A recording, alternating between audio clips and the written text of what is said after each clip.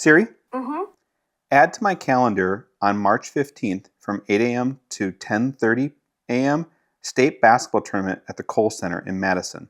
State basketball tournament at the Kohl Center in Madison is scheduled for 8 a.m. to 10:30 a.m. tomorrow. That right there is absolutely incredible. So many people have said, does my digital planner synchronize with my calendar? And yes, there are so many different planners out there that allow you to click on a link to open up and create an event in your calendar.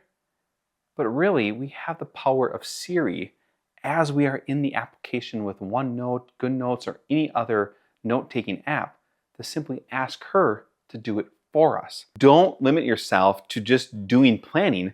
Allow Siri to help you do the work for you.